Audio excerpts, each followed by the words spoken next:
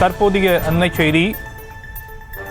அதிமுக சார்பான ஆலோசனைக் கூட்டம் மாவட்ட வாரியாக நடைபெற்று வரக்கூடிய நிலையில் ராமநாதபுரம் தொகுதி நிர்வாகிகள் தற்போது தலைமை அலுவலகத்தில் அங்கு பேச்சுவார்த்தையில் ஈடுபடக்கூடிய நிலையில் ஓபிஎஸ்ஆல் 3வது இடம் என அதிமுக நிர்வாகிகள் தெரிவித்திருக்கக்கூடிய அந்த அண்மை செய்தியை பார்த்துக் கொண்டிருக்கிறோம். ராமநாதபுரம் தொகுதியில் அதிமுக 3வது இடத்துக்கு சென்றதற்கான காரணங்கள் குறித்து ஆலோசனை நடைபெறக்கூடிய நிலையில் அந்த தொகுதியில் ஓபிஎஸ் அதிக அளவில் செலவு செய்ததாக அதிமுக நிர்வாகிகள் தகவல் தெரிவித்திருக்கிறார்கள்.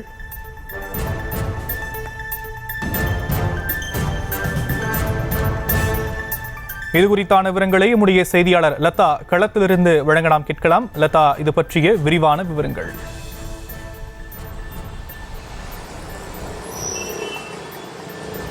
வணக்கம்.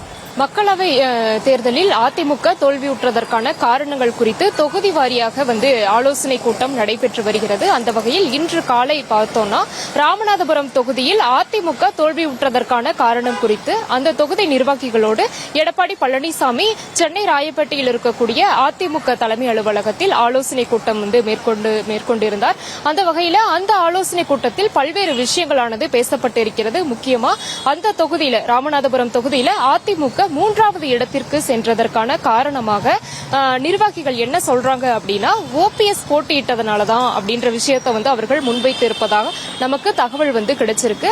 ஓபிஎஸ் ராமநாதபுரம் தொகுதியில போட்டியிட்டதனாலதான் சமூக ஓட்டுகள், முக்குளத்தோரினுடைய ஓட்டுகள் அதிமுகவுக்கு கிடைக்கவில்லை அப்படின்னும் அந்த ஓட்டுகள் ஓபிஎஸ்க்கு சென்று விட்டதாகவும் அவர்கள் தரப்பில் குறிப்பிடுவதா தகவலாக நமக்கு கிடைச்சிருக்கு. அது மட்டும் கிடையாது, ஓபிஎஸ்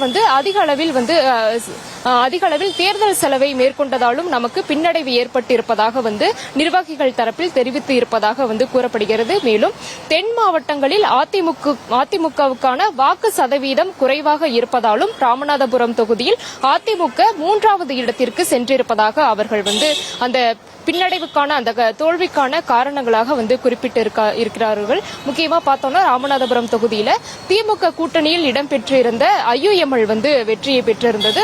மேலும் ஓபிஎஸ் 3.5 லட்சம் வாக்குகள் பெற்று 2வது இடத்தை பெற்றிருந்தாரு. அதிமுக முழுமையா 1 லட்சம் வாக்குகளை கூட பெறாம டெபாசிட் இழந்திருந்தாங்க. இந்த வகையில அந்த இடத்துல ராமநாதபுரம் தொகுதியில அதிமுக தோல்வியடைந்ததற்கான காரணம், முக்கியமா 3வது இடத்திற்கு சென்றதற்கான காரணம் என்ன அப்படின்ற விஷயங்கள் தொடர்பாக இன்று ஆலோசனை என்பது நடைபெற்றிருக்கு. அந்த வகையில தொகுதியினுடைய நிர்வாகிகள் இடம்பெற்றிருந்த நிலையில ஓபிஎஸ் போட்டியிட்டதாலையும் அதே போல ஓபிஎஸ் போட்டியிட்டதால சமூக வாக்குகள் ஓபிஎஸ்க்கு சென்றதாலையும் அதிமுக 3வது இடத்திற்கு சென்றிருப்பதாக நிர்வாகிகள் குறிப்பிட்டு இருப்பதாக அந்த தகவலாக நமக்கு கிடைத்திருக்கிறது. அதே போல ஓபிஎஸ் தேர்தல் செலவு அதிக அளவில் செய்ததாலும் அதிமுகவுக்கு பின்னடைவு ஏற்பட்டிருப்பதாக அவர்கள் குறிப்பிட்டிருக்கிறார்கள்.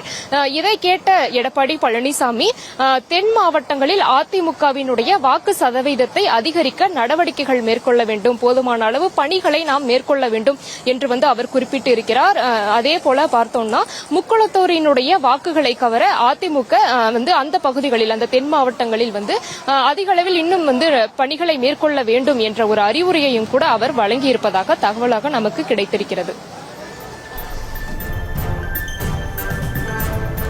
அதிமுக சார்பாக அக்கட்சியின் தலைமை அலுவலகத்தில் ஆலோசனை கூட்டம் நடைபெறக்கூடிய நிலையில் கள விவரங்களை நம்முடைய செய்தியாளர் லதா வழங்க நாம் கேட்டும். விவரங்களுக்கு நன்றி லதா.